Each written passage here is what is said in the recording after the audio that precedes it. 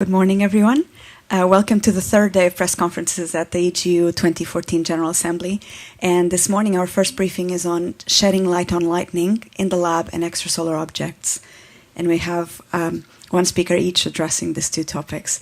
And just before I introduce them, I'd like to remind you that we'll open the floor for questions following short presentations from our participants, and that those watching remotely can ask questions on Twitter using the AskEGU hashtag or on Skype by adding EGU.media to their contacts. So I'll move on to presenting our speakers, and we have Corrado Cimarelli, who is a researcher in physical and experimental volcanology at the LMU University of Munich in Germany, and Christian Healing, who is the principal investigator of the LEAP project, and LEAP stands for Life, Electricity, Atmosphere and Planets, and she's based at the University of St Andrews in the UK. I'll now hand over to the speakers. Thank you. Thank you very much, Barbara. Thank you for coming this morning. My name is Corrado Cimarelli. I'm working at the LMU University in Munich. And today, as you can see from the first slide, we are going to talk about volcanic lightning. So how we do observe them, how we do try to understand how they work through experiments. And this type of research that we're doing is actually be funded by the AXA Research Fund that is supporting a bigger project on the fate of volcanic ash in the atmosphere and the risk it brings. And yes, let me just acknowledge this. So probably everybody knows what is a lightning, but do we know what a volcanic lightning is? Definitely what we know about volcanic lightning has been derived mainly by the study of the thunderclouds counterpart. And to the point that actually there's been a paper defining clouds, volcanic clouds, so volcanic plumes, like dirty thunderclouds. And dirty thunderclouds is a very sexy term and actually has a key definition that's the dirty word. So dirty means that, of course, when we have ash ejected from a crater, this is the main difference actually between a cloud and a volcanic cloud. And it's probably the ash that is the key process here that we have to investigate to understand why lightning are generated in volcanic plumes. Of course, because it is very difficult to investigate volcanoes in general and difficult to approach them, volcanic lightning, that are dangerous themselves, are poorly investigated. And sometimes, or I mean up to now, have been always regarded as very uncommon, though very spectacular phenomenon. But is it really true that they are so uncommon?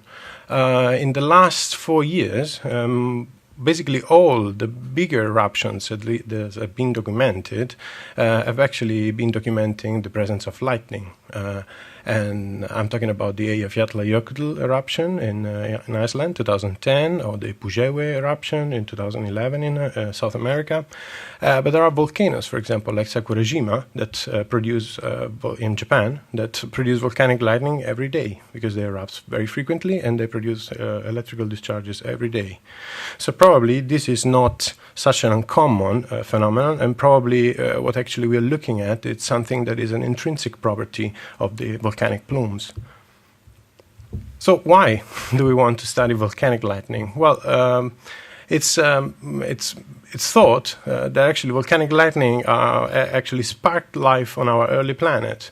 If you are familiar with the experiment of Miller, where he basically used chemical compounds that are inorganic and exposed to electrical discharges, actually has been able in 1953 to create organic compounds that basically are the build stones of our life. This, of course, is a very intriguing and sexy motivation for studying volcanic lightning. But lightning from volcanoes are also contributing globally to the electrical circuit, so basically how we transfer charges from the ionosphere to the Earth crust and vice versa. And but I mean, coming from the more volcanological point of view, volcanic lightning actually provides the ability to detect volcanic eruptions, because we can detect volcanic lightning through arrays of antennas, and actually we can detect where a volcanic plume is situated. And so we can contribute by studying this phenomenon to the hazard mitigation of those volcanoes. Another very important thing that is happening in the volcanic cloud, in the plume, is that these lightning are creating electrostatic forces, and these electrostatic forces are basically enabling the particles that are emitted to aggregate together. And if you aggregate particles together, you increase the size of those particles, and you basically are changing the fluid dynamic of these particles in the atmosphere. That means substantially that you can make small particles aggregate and fall to the ground before they would have fallen if they were just single particles, just lofted and transported in the air. And of course, this is crucial for the distribution of ash in the atmosphere and at the ground, and it's definitely crucial for aviation. This was one of the main problems that we had when there was the Eyjafjallajökull eruption going on, that we couldn't fly for almost a month over Europe because of this distribution of ash in the atmosphere. Of course, volcanic lightning may provide remote evidence for volcanic activity on other planets, and this is something that probably Christiane Hellig is more into than I am, and so I'll pass it to her. Of course, I mean, due to the difficult conditions of observation, these phenomena are really poorly understood. And what can we do to understand this better? Well, one way is, of course, to try to constrain all the conditions that are prone to form volcanic lightning. And in order to do that, it would be very great, actually it is great, to reproduce this in a lab under controlled condition. And this is what we did. Yes, we have been able to reproduce volcanic lightning in a lab. We are not crazy scientists, we just don't want to reproduce life, or at least not yet. But let me show you how we did that. So we have an apparatus that's pretty unique in Munich that is called a fragmentation bomb. It's a threatening word, but we are simulating the process of fragmentation. There is basically the point where the magma actually breaks and forms ash during a volcanic eruption, during an explosion. It's basically a shock tube, so we have substantially a metal tube that we replenish with our material. It could be a rock, it could be, in this case, volcanic ash. Then we have a lead that actually maintains a pressure into this tube. This pressure is built up by adding gas to the particles, and that when the pressure is actually at the value that we want to investigate, that is somehow reasonable and comparable one-to-one to the pressure we build in volcanic system, real volcanic system, we just break the diaphragm, and all the particles will fly out. They will fly out through a nozzle, and the nozzle is equipped with sensors. There are basically antennas where we can actually detect the electricity, so the discharges, and pressure sensors. These pressure sensors help us understand how the variation of pressure how the pressure variation is during all the experiment. And then we can basically look at this experiment by using high-speed videos, so high-speed cameras that go up to 50,000 frames per second. So to grasp the dynamic of these flying particles and the way they charge. So let me show you one experiment straight.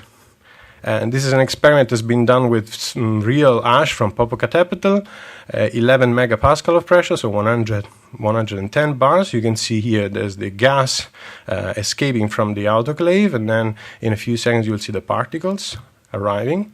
And then you can see there are electrical discharges happening. And this is, you can see that we are forming in this flow, in this jet, two regions. One is very dense, there is the inner part, where the bigger particles are, and the smaller particles are drifted away in another region that is more diluted and more turbulent. And this is a key observation that I'll show you why in a second. What do the sensors tell us?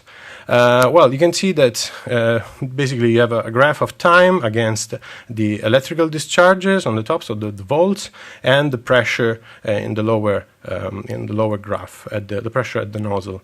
What you can see is that when the gas comes out, nothing is basically happening. The pressure is just increasing a little bit. But when the particles are coming out, you see all these spikes in the blue curves and the violet curves that actually are indicating the electrical discharges. And these electrical discharges are very frequent. So there are many at the very beginning, but they're very small. And they increase in the amplitude and they decrease in the frequency with time. So basically saying that the more the plume is evolving, the less electrical discharges we have, but they're stronger. Okay, that basically meaning that we build longer flashes through time. The key to observation here is that we don't get flashes if we don't have overpressure at the vent, so we need to have a pressure higher than the pressure of the atmospheric pressure at the vent, and we need to have particles coming out. Coming to the dynamic of those particles, you can investigate what is, for example, the effect of the size distribution of your particles in these experiments. And we found a very interesting thing, that particles that are monodispersed and they are big enough, so the left end of the upper graph, you can see that basically there is very few flashes produced during these experiments. If we increase the number of smaller particles, we also increase the number of flashes. That basically means that smaller particles carry a higher charge and they are able to produce more lightning. And this is, of course, a crucial observation, because if we are looking at the real volcano, we can actually tell, or we could actually predict, what is the type or the size of the particles that are actually ejected during the eruption. And this, as I said before, is crucial then for example, aviation. But there's another thing that is important. We don't only need to charge these particles while ejecting them, but we need to separate opposite charge to create a discharge. And this can be done in two ways, either because the particles have a different fluid dynamics, and that's the reason why you basically have separation of particles with different size and different charges, or we can actually have a generation of clusters of particles that are somehow charged differently, or more positively or more negatively. And between this cluster you can actually achieve a discharge. And this, of course, is another crucial information for understanding the structure of a volcanic plume. That is actually what we cannot achieve, we cannot grasp, we cannot actually get into the plume and look at this. But with these experiments we can actually do. So the results of these investigations are published on the paper that has been published on geology, and that merited the cover page. You can download it, open access, if you flash the QR code or if you just go on the website. And I'm finishing by just showing you what is the ongoing research. So we basically moved from the lab into the field, back into the field, and with our cameras, and we are actually now monitoring Sakura Shima with high-speed cameras, where you can actually grasp the dynamic of building of these electrical discharges, and with other methodologies that are complementary, that give us other information on the origin of these discharges, that are basically the change in the electric and magnetic field through magnetotelluric measurements and acoustic measurements. So basically, we know that when lightning is happening, it produces thunders, and so does during volcanic eruption. So we can actually use microphones to measure where the flash is happening, because we know that it has been producing a thunder. So if you have time this afternoon, there's a poster dedicated to this. You can come visit me, and I will leave you just with one short video of one of these flashes that we have been recording at 6,000 frames per second at Sakura Shima volcano. This is a volcanic eruption, very powerful. And this was not the video, this is the video. Here you go, you can see on the right hand side, on the building up of the discharges, and the flash striking at the ground. If you do the same type of observation at night, you don't see much of the volcano, but you can still see lightning happening. And that was all. Thank you very much.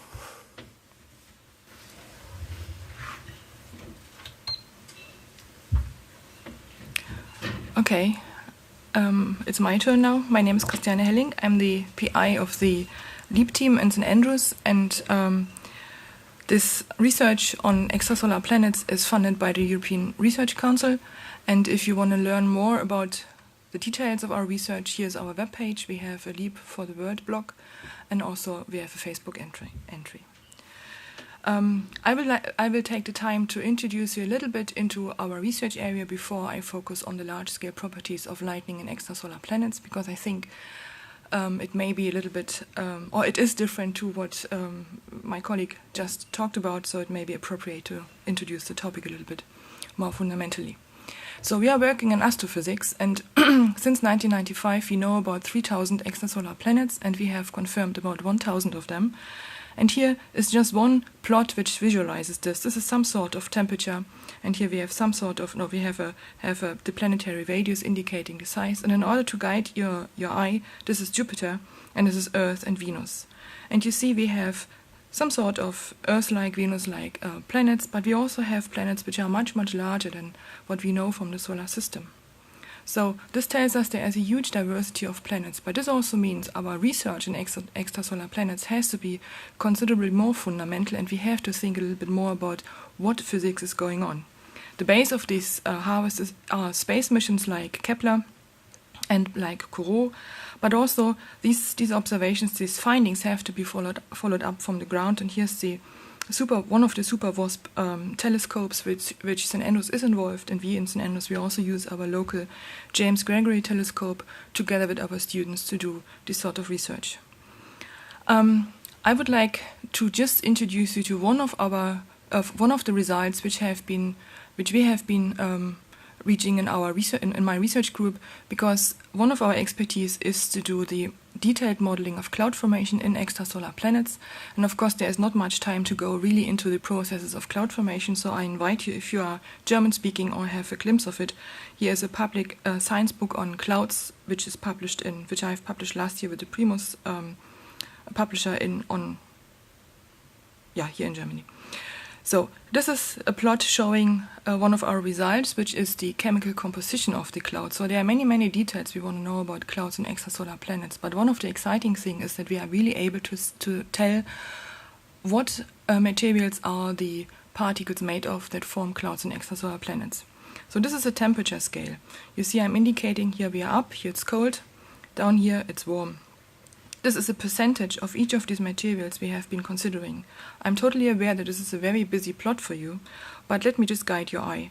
0.4 is about 40%, and you see that there is no straight line. This is the first indication that the cloud particles in extrasolar planets are not of a homogeneous composition. They are mixed clouds. So we don't have just something like this, but we have a whole mix of all of this, making up the cloud particles.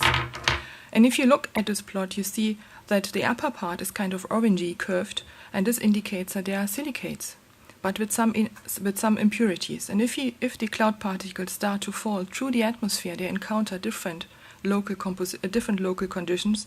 These materials start to evaporate, and instead, high temperature condensates take up the volume of the grains and make large iron grains with some other impurities. Now we can take this idea a little further and argue actually that these materials can turn into gemstones. Therefore, I brought you this nice examples to spark your fantasy. But what we know is that now the upper part of these clouds are made of silicates with impurities. The lower parts are made of large iron grains with some other impurities.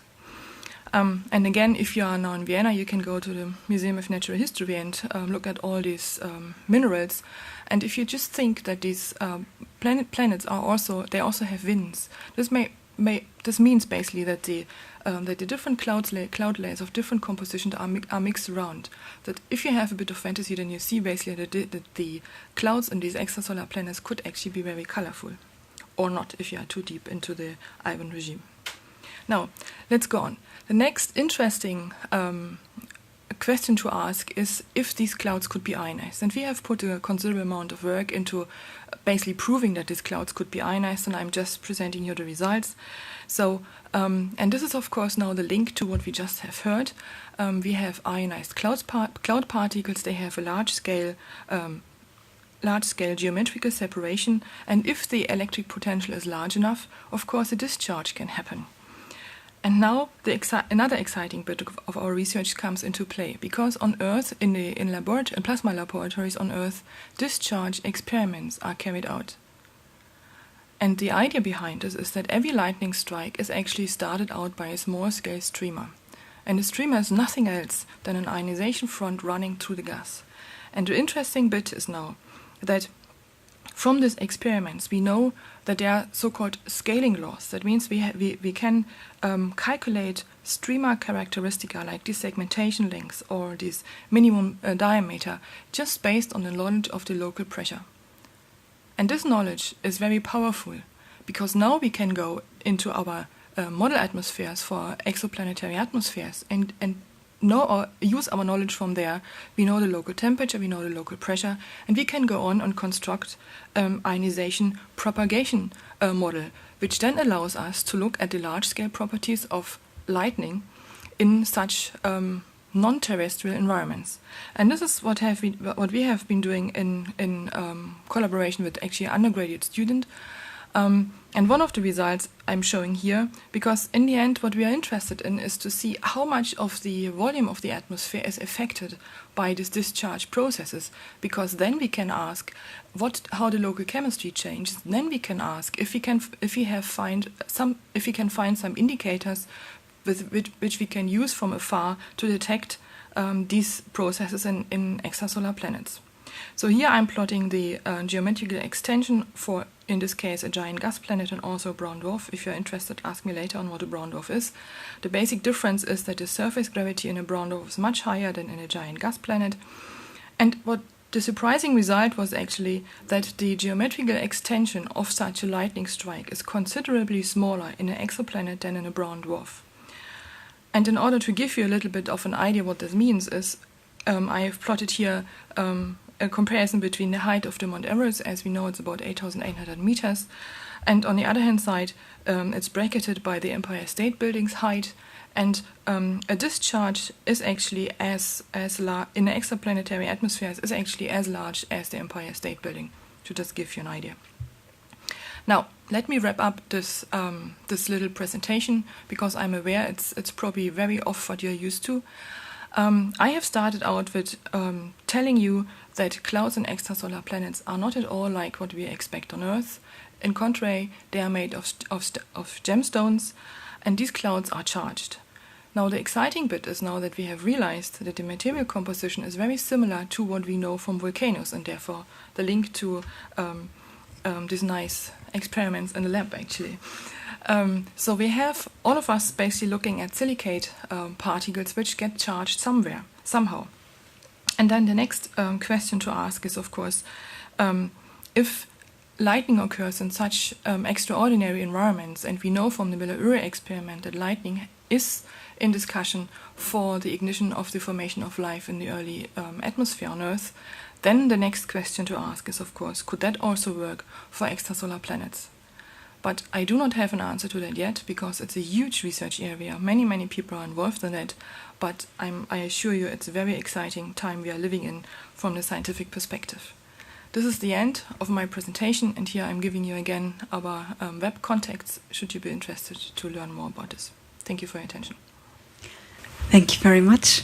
Does anyone have any questions?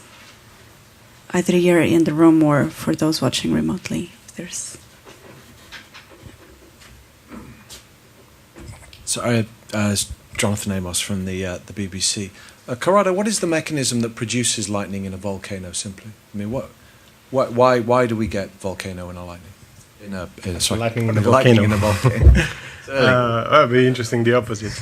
Well, it's yes. I mean, as Cristiano was showing, we need to have a separation of charges. I mean, in order to get a strike, you have to separate charges with different polarity, and they have to be enough to create a high voltage that is actually able to break through the resistance of the atmosphere that is in between them.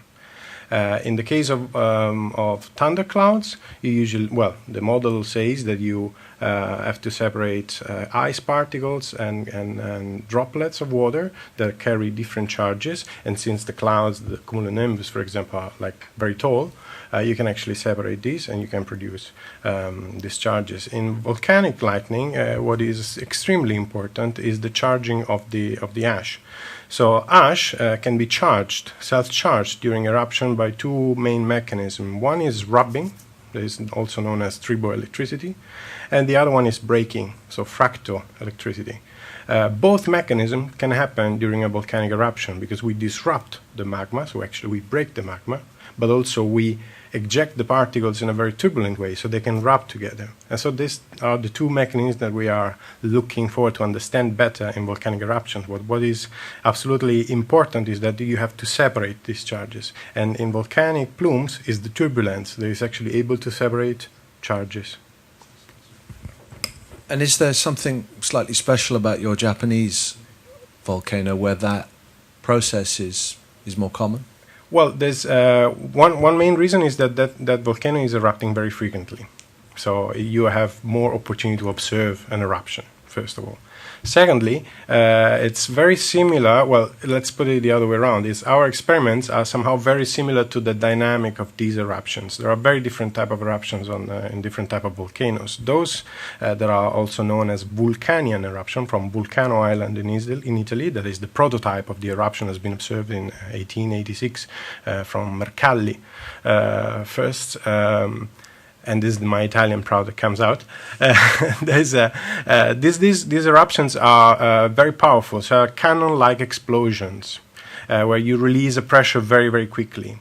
So in this sense, our experiments are very similar because we release our pressure in the autoclave, in the vessels where we put our ash very quickly, and this of course gives the particles the acceleration that is able then to build these jets and turbulence. So in this sense, yes, I mean you need to have powerful explosions, and on top of that, what is probably even more crucial is the amount of ash that you have. So if you actually have a powerful explosion, then you fragment your magma much high. I mean, it's much more fragmented, the magma, so you have very tiny particles, and these tiny particles that I showed you are the ones that carry actually higher charges, so you can actually have more discharges.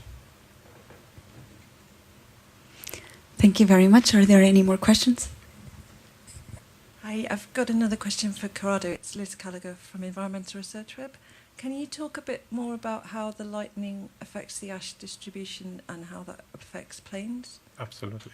So yes, I just went very, very quickly on these topics. The fact is that when you charge the particles, because they're charged with different polarities, they can actually be then stick together because they attract each other. So if you have particles that are of a certain dimension and they are ejected in the atmosphere at a certain velocity, they will follow a ballistic trajectory and they fall at a specific place according to their size. If you change the size of these particles, of course, if you decrease the size of these particles will not fly with the same trajectory and will stay in the atmosphere for a longer time.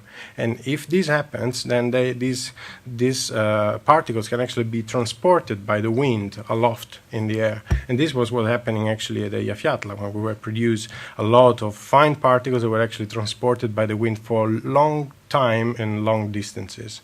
If you conversely make these small particles aggregate together because of these electrostatic forces, you increase the size of these particles. And this means that you can actually deplete your plume earlier in time and in distance.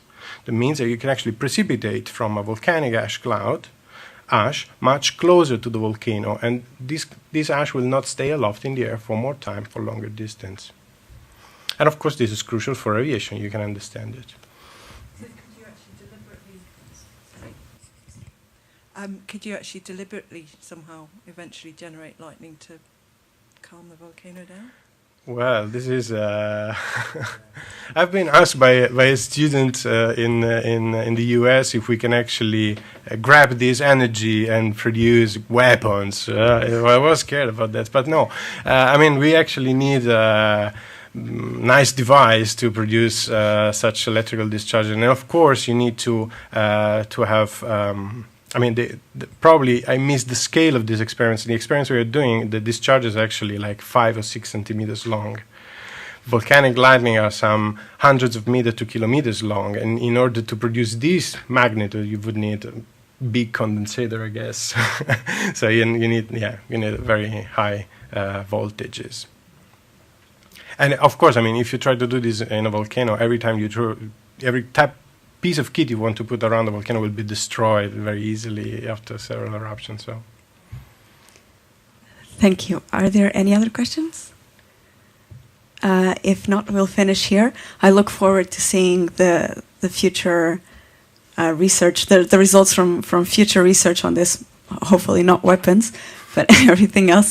And our next press conference is at 12, and we'll be on climate change, and we'll have representatives from the IPCC here with us, and I hope to see you there. Bye. Thank you. Thank you very much for your presentation. Thank you.